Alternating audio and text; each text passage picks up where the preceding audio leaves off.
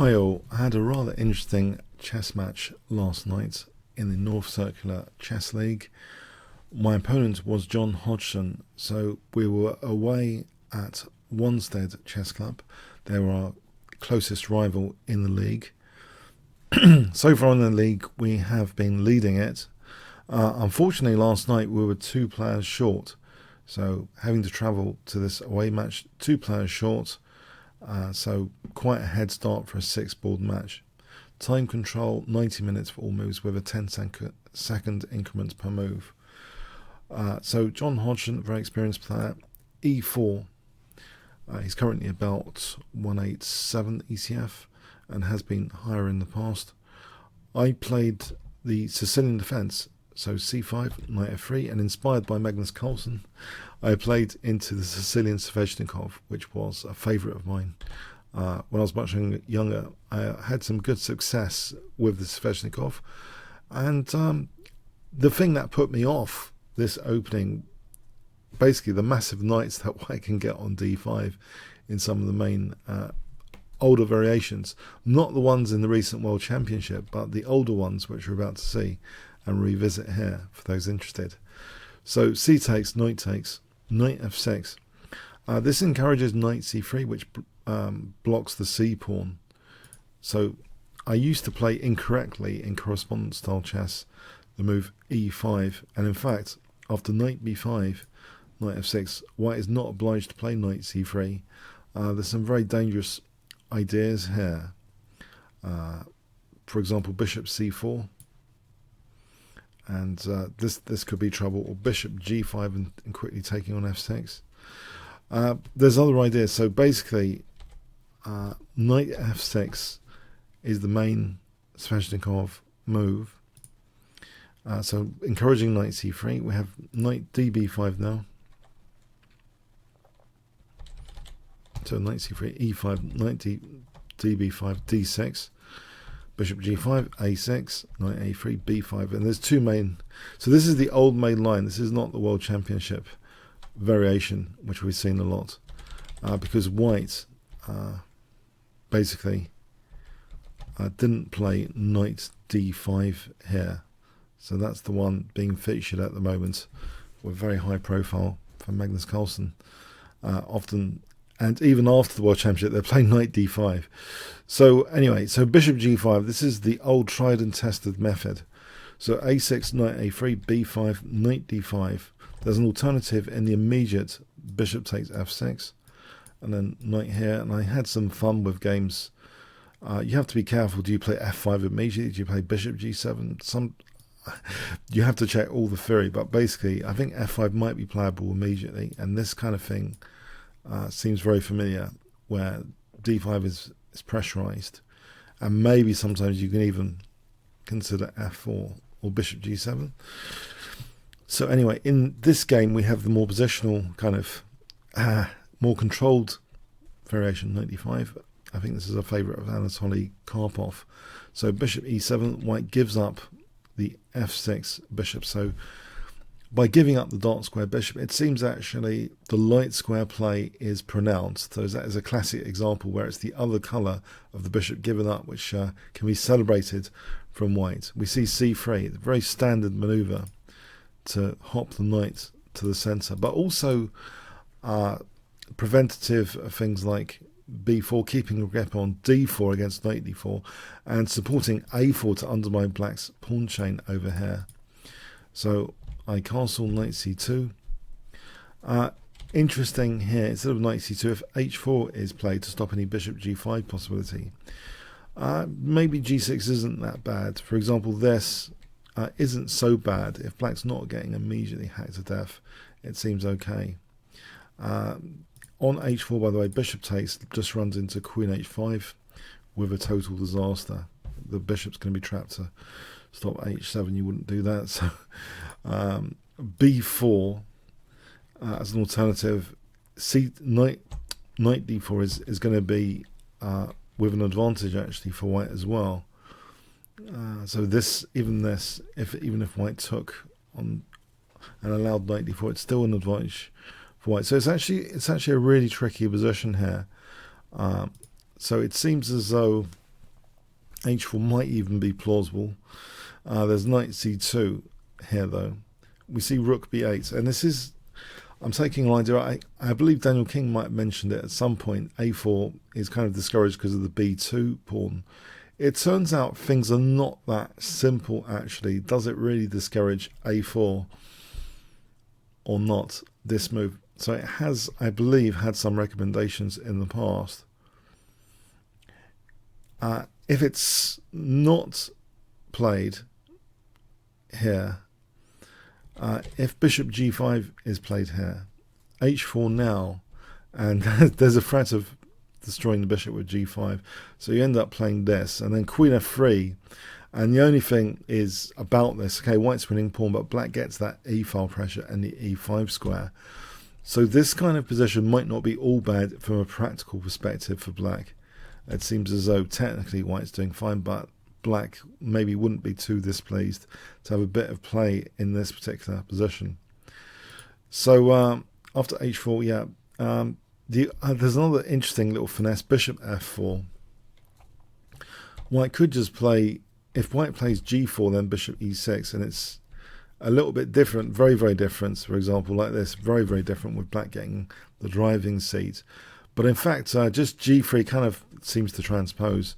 we force this position with bishop f4, and then, okay, it's like, it looks as though white's doing really well actually here, technically, potentially, because of castling queenside, pressure on d6. Okay, so anyway, rook b8, we have the move h4. Bishop e6, knight c e3. We have b4 now. There is a fascinating line I did actually want to show you with a4 here, instead of this h4 as well. A4. Have I managed to lose the analysis for a4?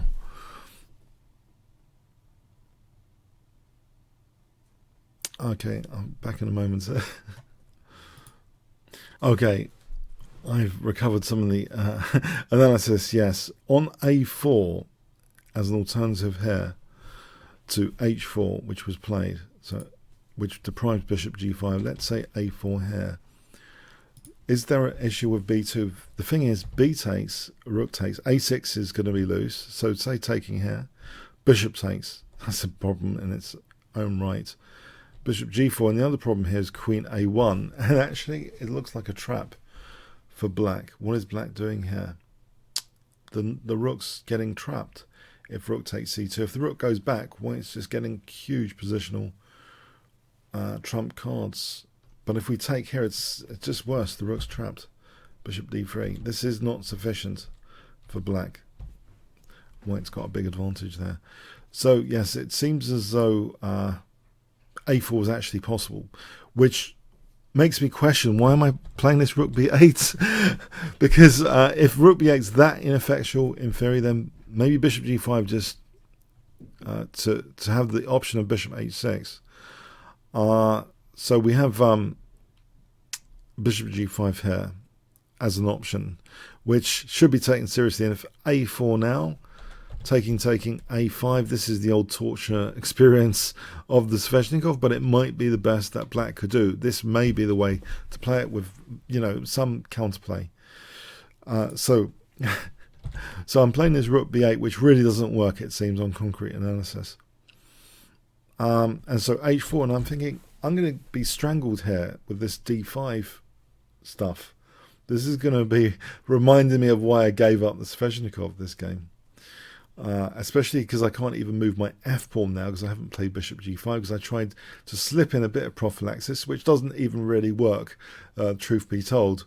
So that's the story so far. So bishop e6, knight c e3. So I'm getting a bit strangled, and I come up with a novelty move, because my theory is kind of ending here, and I'm thinking, how do I cause a bit of trouble on chessboard, some mayhem, some counterplay? And I played b4.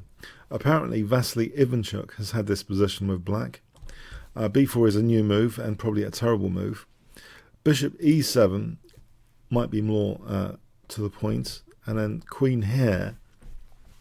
with actually the subtle point that the bishop, which is without a counterpart, so should be perhaps treasured, can go back to d8 and then play for f5, and this might be the way to play. For example, this is what Ivanchuk played against Jakovenko, a 27-08 player, grandmaster with white, and Ivanchuk playing black in the Forest tournament of 2007. So he put the bishop on d8, then he challenged d5, and then later it didn't seem that bad. Well, his dark square bishop's preserved, and he's getting a bit of counterplay, damaging white's pawn structure. It was sufficient to get a draw eventually. There was sufficient compensation to get a draw. So perhaps this is a wise course of action. Eventually he drew this. Okay, so this is in this critical position, bishop e7, interesting, with idea to avoid the double pawn. So you want to play queen d7 without allowing knight f6, and then you tuck the bishop on d8, and then you can begin to play again. But no, b4 just seems to lose the a6 pawn, which if you put it through Stockfish, it's actually undersized on taking there, or bishop c4 a little bit. It doesn't seem entirely emphatic. But in the game, bishop d3 is played, to my little bit of surprise, because on bishop takes a6, I haven't really got that much. This position, for example, at least there's the dark square bishop without a counterpart, so there's a bit of imbalance. How do we qualify this type of imbalance when it can't actually be balanced on specific factors because there's no counterpart bishop? But so I don't just say imbalanced, I mean it's difficult to actually balance as well. I don't know if that's a new word, imbalanced and difficult to balance, because yeah, there's actually very distinct imbalances, so distinct. Okay, you get the picture. There's stuff to play for here, even if the engine, the classical AV engine, thinks it's absolutely terrible for black. There's probably something here with the dark square bishop. So so bishop d3 was played. We have b takes, knight e7, challenging and offering f6. Yeah, I give it up here. I just don't want to be seeing that knight anymore, so it does go off the board. And I'm thinking actually with this double pawns, there's the perk of the G file. So white castles, and I was quite I thought this was okay. King h8 now, with a prospect of knight g6, and this targeting this pawn. If I played knight g6 immediately, I did have a look at this. I thought my knight might be awkwardly trapped here, but there's g5. I didn't really take this that seriously, this variation, but there's actually g5, so maybe this is fine. Doing this, putting the knight to h3 just to go back to g5, I didn't really see that clearly actually. I just thought this was a bit too committal, but maybe it's a way to play. White doesn't have to play h5 though. White could play g3,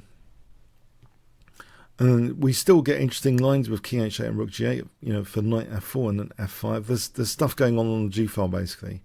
But in this line with say king h8 here, offering the knight, g takes, check, and knight g2 as a resource, it doesn't end there. For example, this, and it doesn't end there. It seems as though this is a very, very sharp variation, just showing that actually even this scenario, it should be about even. So g3, so this is all very interesting stuff with knight g6. So I played king h8 though. G3 here was played, rook g8, king h2. It seems white in theory Stockfish really likes queen f6. So if I have to protect with knight g6, that f6, then here white's actually doing very well, it seems.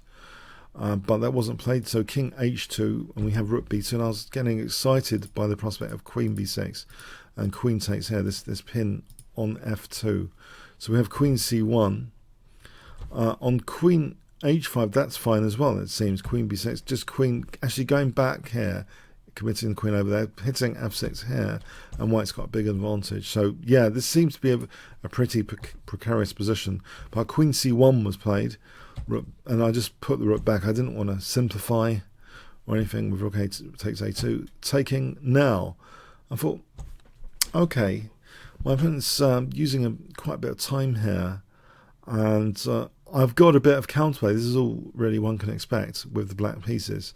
I thought there's a bit of counterplay because there's ideas of knight g6 taking an f5 sometimes, hitting h4, threatening to checkmate with rook and queen.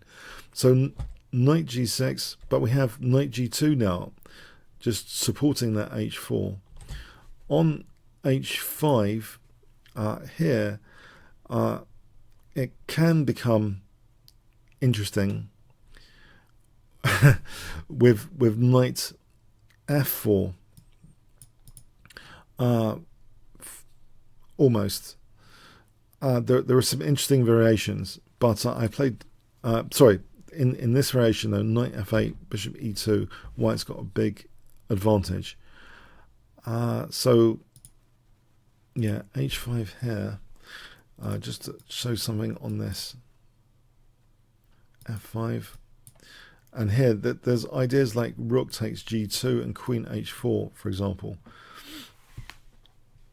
And yeah, there's some interesting analysis possibilities in this position anyway. Anyway, knight g2 was played. We have f5, e takes. And this gives me at least some central pawn mobility. There's a loose piece to target as well from over here via d5, which I use in this position, d5, hitting the bishop. So the bishop goes back. We have rook bd8. I'm looking forward to sometimes playing d4, but it can be a bit of a weakling, that pawn, if d4 is pushed. So I prefer actually see if I can maintain the tension a bit more. Bishop c2. On d4 immediately, it does kind of show the cards, basically. They're exposed, they're fixed. Queen g5, and actually this position, well, it's just engulfing that pawn, it seems, with a big advantage, technically. So bishop c2, bishop drops back. I'm trying to provoke weaknesses. That is obliged. And now after bishop f5, h5. So white's pawns are creeping forward, but are there dark square weaknesses? But the more significant thing here, okay, e5 is now targeted with that, unveiling the pressure on e5, I protect. The more significant thing here is I can arrange queen g7 and f5 to try and undermine this structure on knight squares, which I do. Queen g7. If d4, cd, e takes this position, there's unfortunately queen f4. It's a real pain, that knight supporting the queen, and this would be a total pain. Form pawn, even worse, and then undermining the dark squares with this, even worse. Things get nasty. Or this kind of scenario, even not even having to take on c6. It's just a big advantage for white. Black's not going anywhere. The queens are off. There's no counterplay really. So queen g7, it keeps things alive for f5. And in fact, this seemed a bit odd to me, this excursion with the queen. And now I get in f5, and I'm back in a good shape, I believe, here in this position.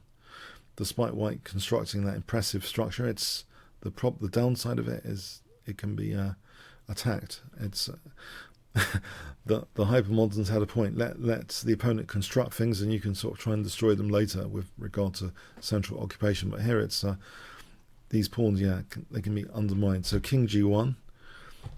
We have e4. In fact, I could have just played f takes. For some reason, I was worried about something here unnecessarily. This seems stable enough, the center. Maybe I was concerned about something, but I can't really put it into words. I just thought maybe there's a bit of a tension release aspect here, but it seems from the engine point of view that this is absolutely great for black, for example, like this, and there's possibilities of even winning the exchange and stuff. So that would have been absolutely great and very clear cut, but I didn't play it. I played actually e4, and we have g takes, bishop takes, and I was delighted here because the prospect of bishop h3, f4, and now bishop e3 doesn't seem, because white's controlling e3, the queen is actually doing something. If I put pressure with this, there is this without e3. So I thought I'd interrupt e3 first by playing d4, and we get into a really sharp tactical sequence here with white playing h6 now. So dislodging my queen from the diagonal sometimes is useful if d5 and the queen gets to d4, especially if that form pawn remains. So I actually took it off. On queen f6, it's actually a disaster for d5 here with the pin against the queen. So for example, like this, bang. So that is bad news. So I take here, and now d5. The problem I overlooked here is, to my horror, actually, an initial horror, that if I play bishop takes g2 here, white doesn't use d4 but uses b2, gets a nasty pin on g7, and then plays rook takes g2. And my fun is over, well and truly over. I've been pinned. It's a total disaster. Thankfully, I find the move. Queen g7. So that controls diagonal supports knight d4 on queen b2 as well. White did play queen b2, knight d4, rook takes e4, and I have to find a move here. And I did. There's actually two very good moves. I found one of them, which is not the greatest, but I found one which keeps black in the driving seat. What would you play here if I give you 5 seconds, starting from now?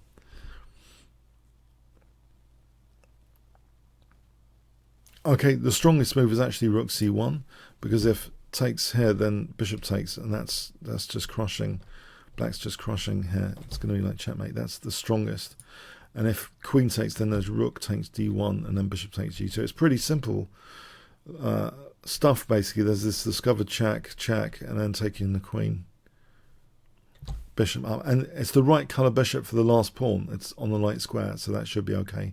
Black should be much better there. So rook c3 is the one I chose, with the idea that queen takes, there's knight e2 check, winning the queen. And I thought it was nice to get the rook maybe to g3 sometimes. So I thought I was pleased so far with this queen c3 concept. I thought it was this rook c3 concept. I thought it was quite good. So we have king f1, and my opponent's like down to about 2 minutes, and I'm the one that starts panicking now. I play rook. Now that this rook is now hanging, there's no check. So that's the point of that. It's going into a self-pin though. I play rook d3, supporting the knight, hitting the bishop. And now king e1, which is a move in a bad position, and I could have just taken on g2 here. So my opponent's got 2 minutes. I've got about 12, 13 or 14, 12 to 14 minutes in this position. So bishop h5, for example, black's in good shape with bishop f5. And here, h6 apparently is a key move. Maybe it's a high-class waiting move or something. So, for example, here, then going back here. Sorry, going over here with rook h3 is good. And white is in trouble. For example, like this is going to be good for black. Yeah, black's winning material there. Going to be winning at least the exchange up. But I disastrously, after king e1, I blunder. I have a hallucination in my opponent's time trouble. I play knight f3 check. And yeah, this is a good reason not to show you the game. This terrible blunder. I'm thinking, hang on a sec. He doesn't have to play rook takes here, and then rook takes, I'm winning the queen. Maybe I got overexcited by that possibility of winning the queen, you know, deflecting the rook away from defending the queen. But of course, he just plays bishop takes f3. And I have to step back and think, what have I done? I've just let down the team. We've just, yeah, it was critical to try and at least draw this game. Have I just blown it for the whole team as well? And also, have I potentially damaged our prospects of winning the league, the North Circular A Division? So I had multiple times the amount of time, you know, 6 times the amount of time, and I'm the one blundering a piece here. But it turns out I can get at least the piece back, but I'm pawns down here. I'm 2 pawns down. And the only thing is my opponent's down to 2 minutes, but it is a 10-second increment per move. And I'm not sure what happened to the game score here. You can see my level of nervousness. I was calm to start off with in this game. From the handwriting, you can tell my level of calmness. I don't know if I'm can't be the only human being to have this, but when I have the disaster, it turns to spider writing. It turns ridiculously unlegible. It was fairly legible to start off with, so my level of calmness is actually a measure of how well I can do handwriting, and it just gets terrible later. In fact, I'd probably be in trouble with this level of handwriting if it was an official, FIDE event. So I actually can't reconstruct what exactly happened here. This is a gist of what happened here. So in this position, I'm just gutted. I take time. Sorry. So rook e2 may have been played. This may have been played. This, and now this may have been played. I'm not certain, but this pawn, it looks promising as though this might be the game continuation. But already, if this is the case, it seems here technically, black also misses the possibility of just playing rook c1 check here, because if king f2 taking on here and if here, then there's a pin and black's better there. Or taking even worse than that. I think this, I might have been put off with something there with the knight just being exchanged down. But if this is the case, in fact, I don't play bishop g4. This was the original thing I did spot. But I can just take on g2 here, if this is really the case. So yeah, I've kind of cracked up giving the piece, and I've cracked up even taking the immediate opportunity, if this really is the case. So anyway, I don't know exactly what happened here. I think I was pretty distraught, basically. I was pretty distraught about this blunder. Just to recap, instead of knight f3, just bishop takes g2 is winning. For example, here rook takes d2. In this position, it looks as though maybe there's a problem, but not really. Check, and that's absolutely winning for black. I'll be taking. What does white do here? On king f1, there's check here, and taking here that the rook is pinned, for example. So what does white actually do here? Bishop e2, I take the queen. King d2, I take the queen. So just to recap here, this is actually just winning the queen, basically. King e2, I can take on b2, and here, yeah, take on b2.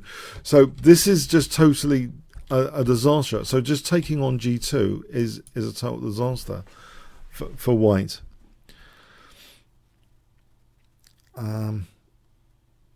Yeah. So that is really what happened. If rook takes here, well, this is what we're saying. So knight f3, anyway, disaster move. So somehow I managed to get this idea of the cheapo rook c1 check, and didn't play it immediately, which apparently I could have. I played this, and after d6, it looks as though this is getting really dangerous. I play this now.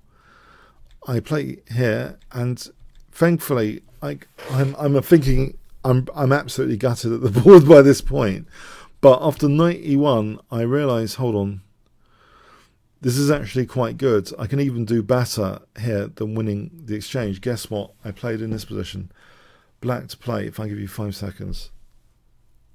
Does black just want to take the exchange immediately, or is there time to do anything else? Okay, I did actually manage to calculate something, which is rook e3, just allowing d7, because now rook takes e2, and white has to resign. If queening, it is check, but there's a counter check, discovered check, counter check, winning the queen. So a pretty flawed game. I blundered my opponent's time pressure. This is actually a fairly common thing to happen. I think it occurs due to kind of maybe overexcitement, over optimism, and my calculation just went to pot at that critical moment of being able to win a piece quite cleanly with bishop takes g2, it turns out. It requires some interesting calculations with the checks and how it can even win the queen on b2 by force. But yeah, I cracked in my opponent's time pressure. Then the human story continued. So we actually Alex managed to win, and Roy managed to win. And the other game, we managed to somehow get a draw. So being 2 points down in a 6-balled match, we still managed to win 3.5, 2.5 this match and kind of secure the North Circular League A division, bar any other major disaster. I think we just need to draw a match and secure the victory of the whole league. Yeah, North Circular League was kind of secured last night, 2 boards down. But this is the drama here. Bit of drama. I did blow it. I did actually blow this game totally. And on the way back, this is amusing, the motorway was closed and we ended up following, for some reason, Alex was following these rerouting signs, and we end up in some field and there's 2 lorries totally stuck blocking this field. So we followed like all these signs for diverted traffic, end up in this field at midnight. And I'm starting to be seriously worried if I'll ever get home to tell the story of this game. I'm starting to be seriously worried. It starts turning into a horror movie. Anyway, we managed to like reverse out of this field. This is midnight. I wanted to get back to watch AO, yeah. Two episodes away from seeing the end of that, about parallel universes. I recommend it, AO. Anyway, we managed to get back. Yeah, okay. Before 1 a.m. at least. I think after midnight, I managed to get back. So that was the story of this game, which I was seriously thinking I shouldn't tell because of this really horrific blunder. But maybe the whole thing is just what makes the experience of playing over the board chess. But yeah, chess is better for the computers. The thing is, this is what I was discussing in the car, as well as all the James Bond films when we got stuck in the field. First of all, James Bond is let off a lot of the time, yeah, to be allowed to be resourceful. So aside from that, we were also discussing how the stakes of an over-the-board game, if you do play over-the-board chess seriously, it's like they get higher and higher because the amount of time you've just spent, hours, to just blunder, I feel it's too much to bear. I'd rather just do chess videos than play serious over-the-board chess. And this is not even one-day chess. I just think the stakes are too hard to bear. Because also as you get older, you know, the amount of time and energy you're like knackered the next day, it's like the stakes are even higher. So maybe chess is, I hate to be cynical, but maybe chess is better often as a spectator. The amount of investment of time and effort and energy just to blow it at the end, as I nearly very much did in this game, basically, it's really too much. But anyway, I'm telling you this tale. Take it or leave it. I thought it was maybe there's something in it, which is interesting. Okay. Comments, questions, like, shares, appreciated. Thanks very much.